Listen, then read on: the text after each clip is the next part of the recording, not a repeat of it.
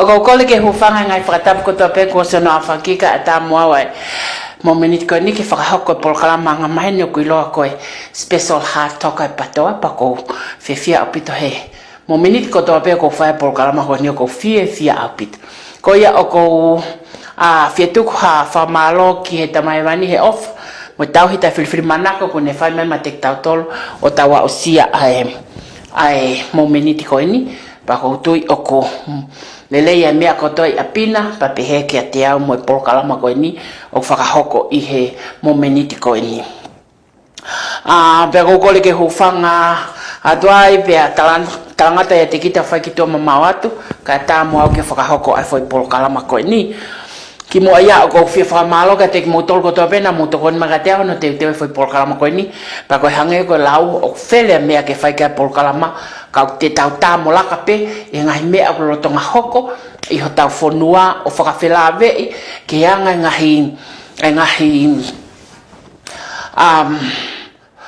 anga ngahi whaunga ngā ue ai whonua he koutui ko mea mahu inga au pito eke mo iloi he teu atu koe ni ke whiri ho tau kau whafofonga wharearea he koe mostly o whiri wharearea na e whai whakatamulu e ngai tau ko mariu ato oku o tui ko taimi pa ko tau ke ta whai ai whiri whakapoto au pito ke lava lewai a ho tuku hau ke tokon kia te koe kai ke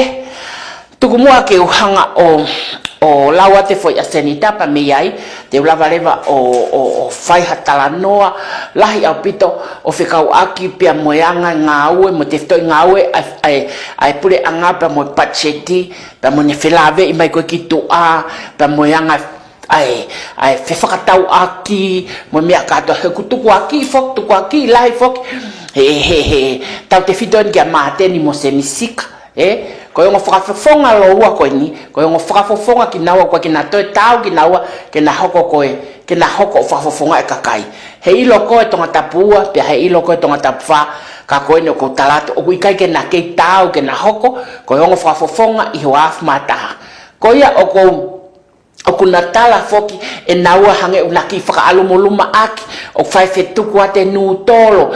hange whakaalumoluma ake nū tolo mo mea katoa koe ka koe ni o ko tala atu o te eki ai ke na fuaki naua hafo i nū tolo ke kai hata ko ngahi mea katoa ko na fuaki ko fuaki makatuunga me tuku hau o ate tuku hau o whao na kato pa tok mea ai kuna to mai mea lau mano pe kuna to mea lau afe ko paanga ia ataua o ato whao na kato o whai ake na tofa they cannot make o teke na to na fungoe ke na iloi pa ke na lava na whao ha patiseti e ke na lava na whao ha palani ngā aue o teke na lava whao ha mea ke na mo uyai pa anga fefe ha na lava whao ha mea ke mo uyai ko tau silintu hau ko mea na ma campaign ke ha ke fili ki na to neongo e na tau ka na o ma campaign pa na fa anga ele pa anga he mefe me panga tu hau ko fonua ke ha fai action lo hi aki ki motolo ka ke to ya fe programa ko ni de fai e au ai ta sili lahi au pito o fikau ak mo ngo fofonga ko ni mo na performance i ngahi me akeke mo e keke na laka takai holo ke mahino ka te naua ko fonua o fafanga ake fo inutolo ka o ikai ke fafanga aki peke ke to ala to pe mo paanga a mele emosione he na totong tu hau o totong ia ki koi fale ale ake ke to ala to pe o ke saute aki pe o ke to ala to pe o langa ake fumala aka pulu pe hala tata ke ha mian na amolanga ia moa pe ha mo paanga ia moa pe o tatau mo ki seniti o mau o kum ia ke fo inutolo ke ake mama masiva e te wanga titeila pa ko tu ke to ha mo kanomate kai ke ka tu mo ke wanga o lau afo ya senita pa hoko ato ko foi a senita pehe ko pacheti ko palani ngawe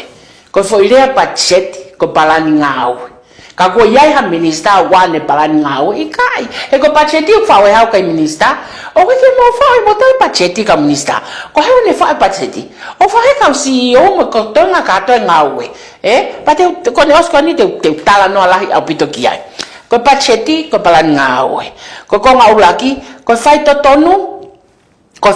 tonu ta lava fai a mea ko fai to tonu ta lava fai a mea ko konga ulaki ko konga ua ko ngahi ko fonga te e pacheti e ko no fonga te mai ko pacheti me ngahi ministry takta ko konga tolu ko recurrent pacheti pam hono fonga ko nga fa ko development budget he ko talu tu iPhone wa o ko ka ne development budget ya ana ask me why. Ask yourself why. Kwa mio kwa kia development budget ya fonua. He kwa winga kwa kina ulava fa development ni. Hala ata. Kina ulava fa development eta. Kwa na umea pe kufai kwa ya. Kwa wato fa okoto hape ya. E recurrent budget di. He kwa winga kwa ya. Kwa foi budget ya nga maheni pe ya. Hange pe ya na wato okutu fatu. E kakai fonua futuku hau. Ke mo toka nga ya ke ngai services. Kai halata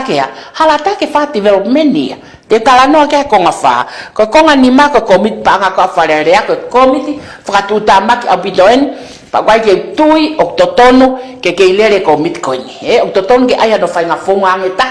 ko ha uhinga hono to fotu a komit pa nga fare rea hiri mo osi okwa o si te mai ka kai ko ai ko na no fo ko lo toy operation ni CEO mo accountant ni mo ki na to ko na no fo lo toy ngawe o na o si te mai pacheti e na ilo nga na to pacheti he kombit pa nga ko na ko ai ko ko fa le area ka ko me fa ya fa tila o na tila e kombit ko ya e pa te ta no kia ko nga no ko me ma ke he te ta no ki he te lava ke ki fa ki a por kala ma tongi tupe pe ko por kala malanga fonua ai ta espora kum fonua wa ku ko tong tupe ko nga tolu leva te kala noa ki he ko nga tolu leva ko ngahi te ulave ki he ngahi motolo oe lau i kovi ina falere mai ake falere ko ha wa tamako tala mai kovi tamako pa ha tamako tala mai kovi tamako pa tala mai tamako te ko fainga motolo to ton ke tuku pa te tala no la hiki ai pa ko no hoko le te tala no ki he ko me fa si le te tala no ki ono taufi ko o sipoti pe moe ngai ngawe pule ngau tonga fai tai min ke na wanga taufi ala nga fonua o fai e patoa pe fai e ka kum fonua wa kau sai tuku ke tau kamata ai foi por kalama ko pacheti ko pala ngawe ko pacheti hange mo hanga iloi ai ko ave ko o alea i ko fale alea i he fa osinga o tau fa panga ko to ape ai mo osanga mahen mo silo me por kalama ko ni o kamata me sanuari me o kamata me ulwake siulai o tau ko ia ke atonoa sune o tau eta ai fa ingo pachet ko tau ni ko wa fe wata ko nga ko foi pachet ko tau ni na lele mai me siulai tau ko si aya engata ya sune tau ni ai lo tonga puno wa te kau CEO mo kau accountant ni hono te ngai pachet ko ke tau ni ai pachet ko ke tau ka ha sai ko pachet ko foi palani nga aue tuko ke talanoa ki ai ke foi palani nga aue ko ia ko kau minister e takita ministry o kutoton ke ana palani nga aue patuko mo ke o mai ai minister ko ngowe ke tau tanoa ki ai pe ko fa nga minister kate o mai ngowe ko foi minister mo foi ministry ke tau talanoa ki ai sai i lolotonga ko tau ai ko tau te wen ki wa fe wataha wa fe wo foi pachet ko wa fe wataha wa fe wo ko foi palani nga we ko ya ko toton ki fakaho ko wa fe wataha wa fe wo o ko ya ngai ko foi konga la he ua o ko toton ke ilo ma pe ia to taha fa palani ko to ape he ko uhinga he ku ikai ko ha o ku ikai ko ha ko new project apot ngai ngowe ko project motua ko ngai ko Ministry of Agriculture ko talo ne tu mai me anefe pa ku ya leva foi me ala la he ua o toton ke fai he minister ko to ape ke lava ki fokotu ke ne palan ngawe ko fa matala pena aku o ka pau ka minister pa ka pau ka portfolio ia pa ka pau ka pot ngawe ko me ande fai lolotonga ko operation ko ta uni foi por kala mangawe ko ta uni te ulava ke hanga fakasio angai me akato katoa ko na mau faka aunga ike pa anga tuku hau ai fonua i he ta uni sai ko e ku hanga ko whakasio ko ia, pa te ulava le I loi. Sai, ko foi por kalama na o mai ke ai ke maintenance ngai palau, ko pacheti ko ia na tahakilu pe ta uni. Ka koe, ko pacheti a koe te ke au ia ko ki sune ko ta uni ke ose pacheti, ko ose tahakilu ia. Ko hare mea te ufai. Ko mea re te ufai ka ke ngata, ko pau ke hike e ku pacheti, pia ko paule ke ufoki o whakatotolo ko e hafo ngai activity whakaaho kai ke o ku where o ko pau mahalo ko unau pehe ko ngawe ne o kulahi iyo ko ngawe o kulahi he ko ministry mo panga tukau a whanua o kulahi te ufoki lewa ke titei la koe o ngai ngawe mo ngai activity I he aho ki he aho o mai ange ka teo e vouti koe mo ngahi me akatokatoa na e hoko I e foi periote taimi ko ia o wikai ke lavai e pacheti o ave a maintenance o palau ke au kisune kai osipeia I e peleri pe osipei maasi kone o mai ko ia foi operation ko foi o mai ko foi activity ko mo titelo ko o tuku mai ko ke te pire te lavare vasio o guyai ha o guyai me a fo o gutanaki ke me a motu a o makatu unga no a patset lodonga mo ki ai o guyai me a fo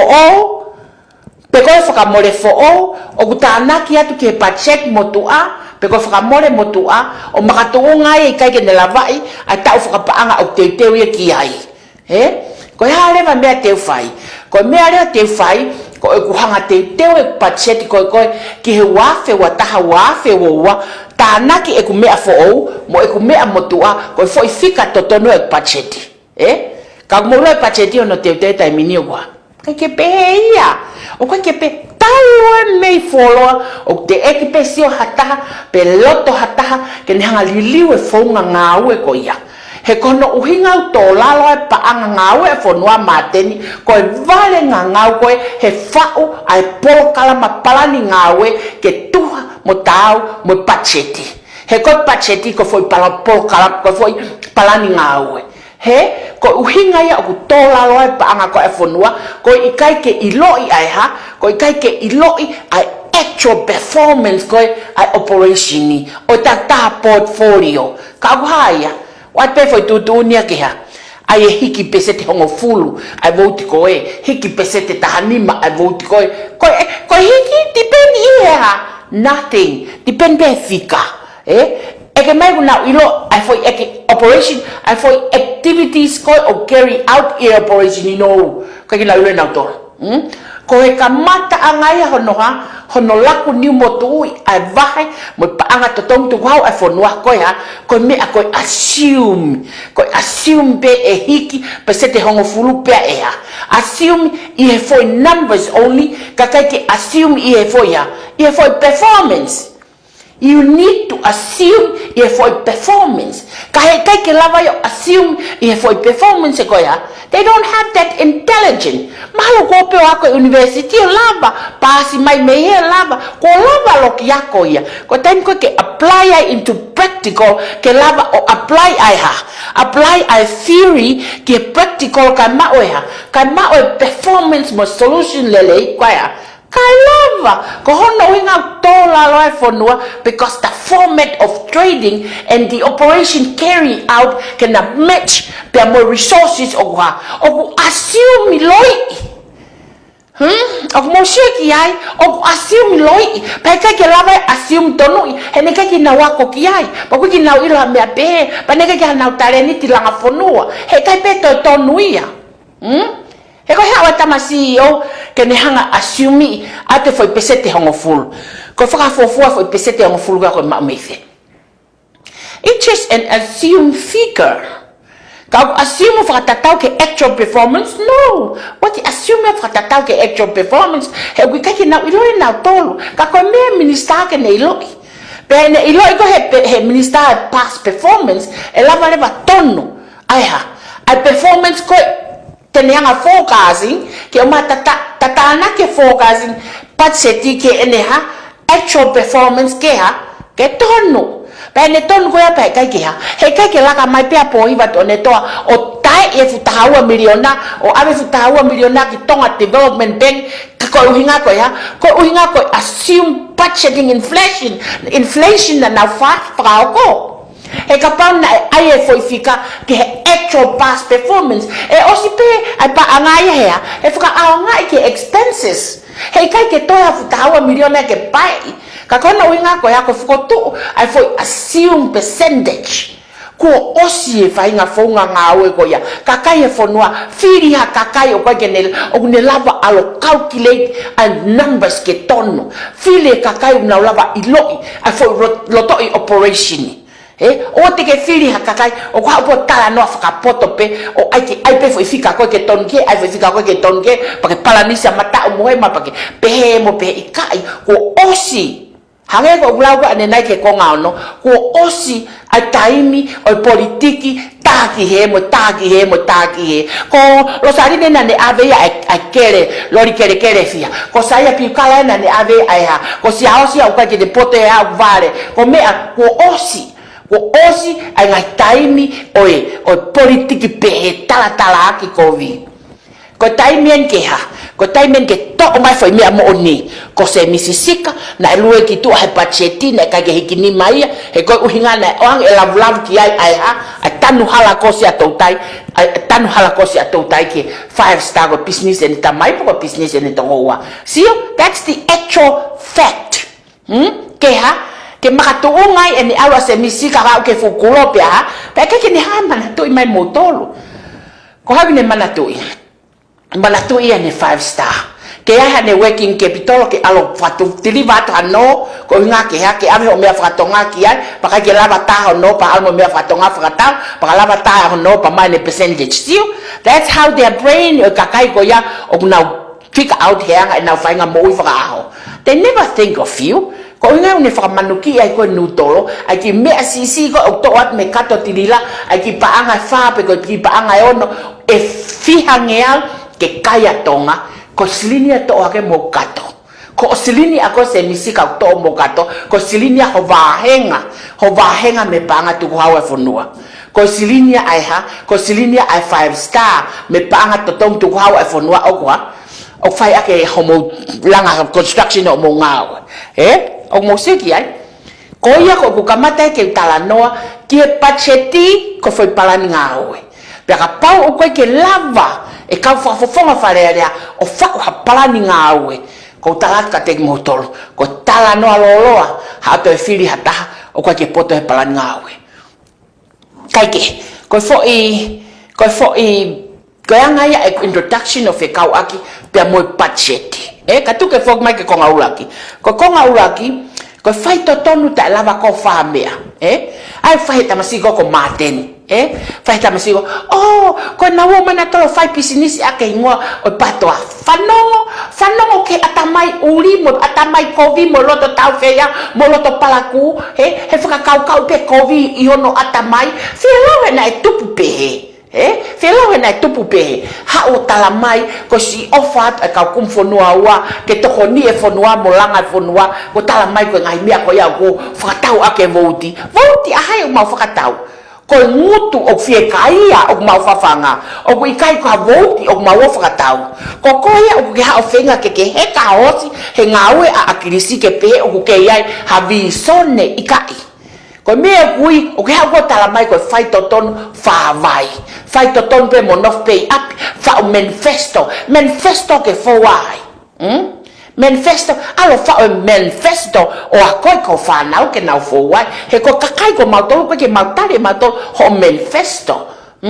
pake hau ke fau a manifesto o te eki ke lava fau ha palani ngawe ke mo uye kakai fonua anga fefe ho fau ha manifesto ke fo wa kakai to lai o ka pau ke lava fau ha palani ngawe ke fka au nga ile ibe kakai o ku ke vahe ai he ku ke vahe me panga kakai pa ko hau ko o fka aluma mai o ke vahe me mau panga ko mau tolu ate container mo ate puha mo totonge tu hau ko tu te mo me ko iwafu o ma sirini ko ya ave ke panga ko puli anga o vahe o ke vahe ai maten pa ke hau le fka aluma mai ke kakai ko ya o na fka vahe ko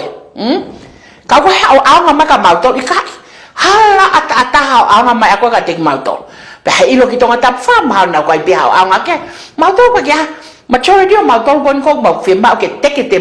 democracy tonga ko ke mau te fe mau mato akakai o ko mai ke tala ki covid ke kaunga fa fofonga he kono o inga ko ya ko tamasi fe mau mafai ko he kai pete ke te lava ko dio kai ke ko yang ai tala no ke ko ulaki ko fai totonu o ku me amo oni fai totonu ka ko fai totonu ko pau ke na au ki nawa mo ya au nawa mo enough intelligent ke ha ke lava ke ona ahake ai waka e hakau tupunga me kai ke enough intelligent tupunga me vale ka pau ke lava fa o pachet ngawe pa ka o ke vale ko ke au ki fare area o ke poto pe ko mana ke lava yako henga isivi break of I proof of why ho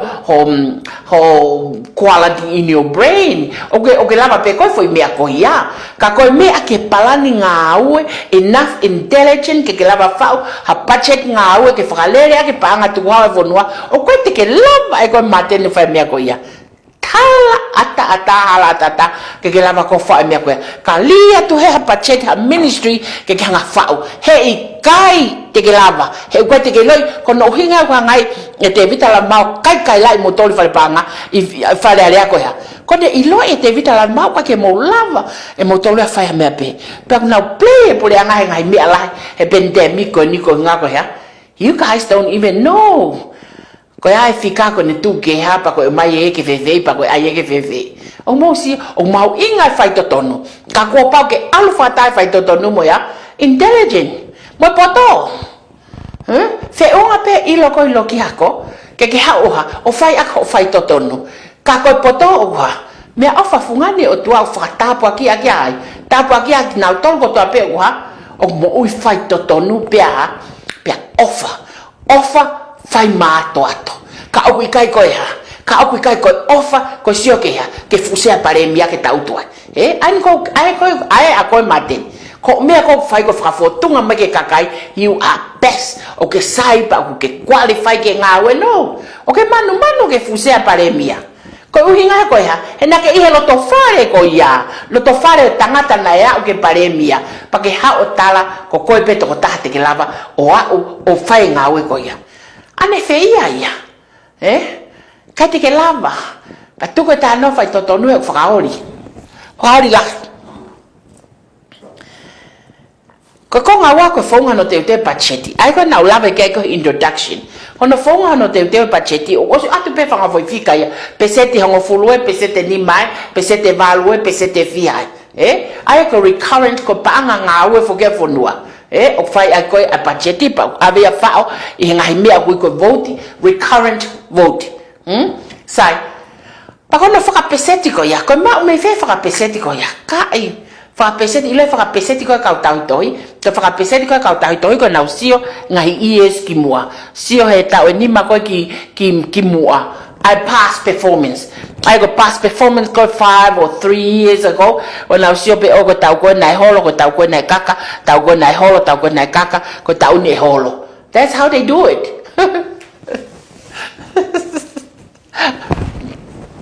te tu ko ki la ka tautoi ka ko that's how that's how they did it. That's how the percentage. That's where the percentage come from. Okay, come here my actual performance. I go no more new to don't get now out give it. To don't get now out get that ministry o sio ke pacheti hono yusi fe kumi ko hamia uto lahe vote ko fe kumi ko hamia ko osba ve vote ko fe kumi ko hamia oku ikai ke lava yo fai hangawe ake vote fe kumi he ko ngai me afo oia o ku hoko ia services mo trade ko pure anga pa ko ngai me ko ya ka pa u fe ma wa policy ke foto ki ai recommend ke minister ke ave ki fale ale a policy ke foto ke ne kaba foi me ko uhinga ke wato more va pe e ko uhinga ko ya e ko uhinga ko CEO ya ko o wa CEO ya ko no mata pure na fa uri pa ko uhinga ko o fai teria pe pa fa ai ko mu fa ta hanga ko fa ai ko ki ngofu ke fa ngawe to family o mata covid ke te fa nga ya to family ko ngai related policy o fa o makatonga i performance o tonga whakahoko i current financial year ko ia. Ka aku pehe te budget i kai. Ko eke atu. Ko hame koe ke whimu hangai ha taha. O recommend ke liliwe fonga. Pia liliwe fonga. Why? Because everyone kone alki loto ko alpe ko sio ke fuma fai. O ko ka hame ai ko ofa fonua ko tano alolo ia. E ko mea pehe horoya po hibat one toe mo lav mo mea ko na loto ke ha. Ko na loto na tole ke ona o wange kakai o. E ona fakaukai kakai o totongo o tokoni a patoa pa ona fakaukai kakai o ku e more na vutika na to humai tau fo o to fai fo mea tatau pe ko novem ko no hinga na o holai na to mengai lao ta ofia te akapulu avava o ta ofia tu ai fa society fa malo yang e lao ko fa malo ia ke lao ko fa fia e kakai fo noa ka pau te mo wi fia o ikai ke hange ko agrisi te tau te foki pe ke mea tatau. Kakapa te mo carry on, have strength, pa mo fai ngawe o whakatatau ke me o mo malava ko fai. Pa fai ngofo ngawe. O te na o mai pe o lohi aki ki mo tol pa mo tui ki ai. He una fai me o taitau. Taitau ke ngawe fonua. Ke si o nanga ko no fa o ko pacheti. Hala tata ka eke ki man minister mo wi pe wane palan ngawe ke Ministry of Health ka klufu fonua. Hala tata o wangange ki minister ko na ko poste ai ki akosita ka eket ke lima hapalan ngawe ke ta o ka ko mo ta ni makao ko talatu ko talanoa lolo au pitoya takalava o mai ko talatu e va mama o ange kanali Panama i budget ko ya ko no uhinga ko ya e ko fa budget i ahoni o fai akpe ya assume figure and percentage. O kwa ke fire mea actual performance ko o koko ife o koko for operation ni he o toton ke na wo kia tolu ki ai alu ke uri uku ke kere fala a mea kata pe ko tono no ngawe ko tope a daily labor staff haifua mengai activity a pot ngawe o toton ke na wo o tu ulu ke na ilo ngai mea ko ya kai ko tau to pay office ko ke fu pepa he kwa ko si ho ki na to ke na ilo a mea na fa na fi mo mea na fa out ko papa ko ha mea ne ka ke le ko te pepa pa tupunga he o fai tutun o ke pe e tono fai tutun ni ka e hala ia ka ke tonu ya ko ia ko ilo fa papa ko ngai fonga te budget mo ngai fonga ngawe pure nga ko tai mini ko mo tu a no fa unga o toton ke ayo liriu ha me fa ngata ke liriu ayo liriu ko nga ko no tolu o pe ko recurrent he ai ko recurrent na to se ta no ke ai ko fonga te ko pacheti na os lavet ke ko fonga te pacheti ai ko nga wa fire CEO mo accountant ni mo kala ke mo ngawe wa ke fire minister pa ko ko te pacheti ko ya pa famone minister ke ta eteneilo ko ha ngai activity mo operation ko no ministries ka mai ba abi fe amai ba abi ke fa pa ko tama ko ya he ko tama ko ya une ma fai lai au pit o me lai nga no ma fai ona ya e ma fai paremia ko no foi ma fai pe o hulu ake o ne lava turi minister banga ko minister banga ko no ngafa ngawe ko oangi ko lao o fefe ka nge paremia patok o mai ngai pacheti o pa ka atu ko minister banga hange ko minister banga he tai mini o ha one so ve ipe e ya fai nga me pe ko lo pe ki ai ke mata lele he ko na me ko fai ko tai mini ka fa fonga fa le ko a pe ki pe ko kamen ko tai mini ko na me fai ko fenga ke na hanga use power pe mo pa nga tu how be fonua ke make themselves mata lele ke sio ko kakai but I believe o ko o to mo ui o kune ate intelligent como uto ka voters ke lava ke mo sio kai November mo sio pe mo poto he ko me ko na loto nga fai ko tai mini ko ta mate mo oni ke mo tu hao ta mate frauria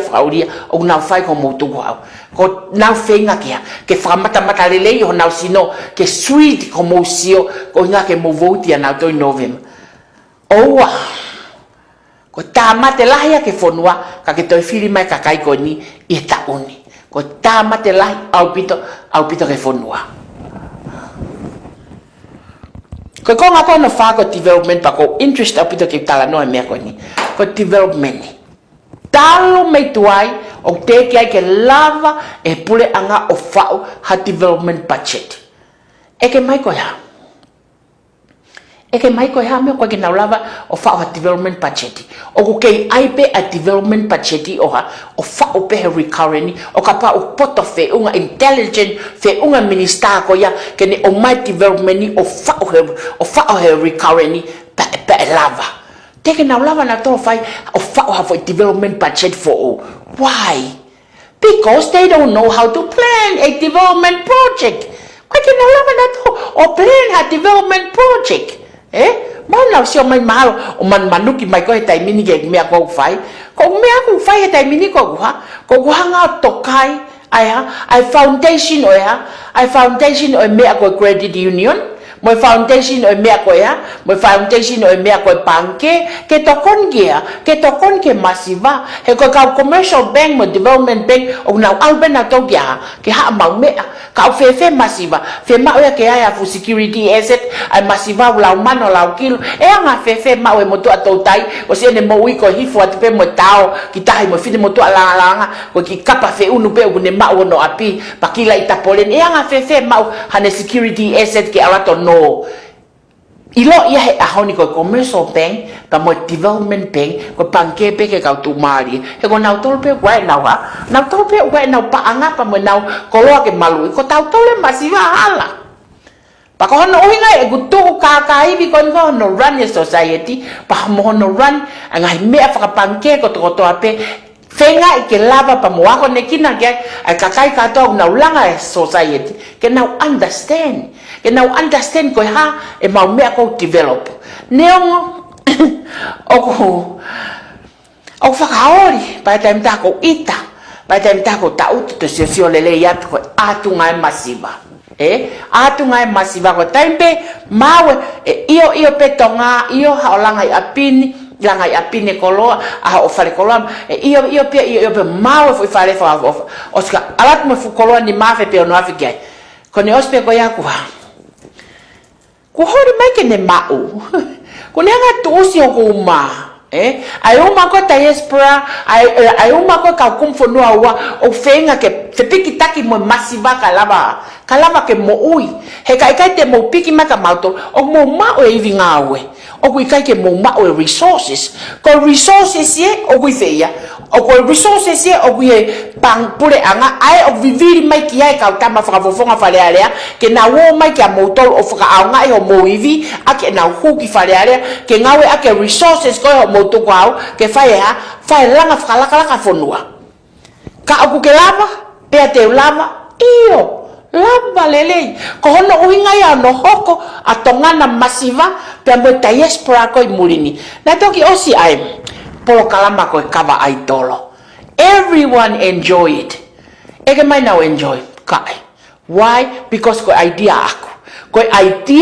aku na aku hanga to a diaspora pa mo kumfonua wa pa mo ne resources mo ne income ke hanga fa o aki ai foi po kala ma trade mo langa fonua ke inase me abale kato ape fonua hala mai akaunima malohi who own e kava aitolo hala mai ke refer mai ki murini hekoa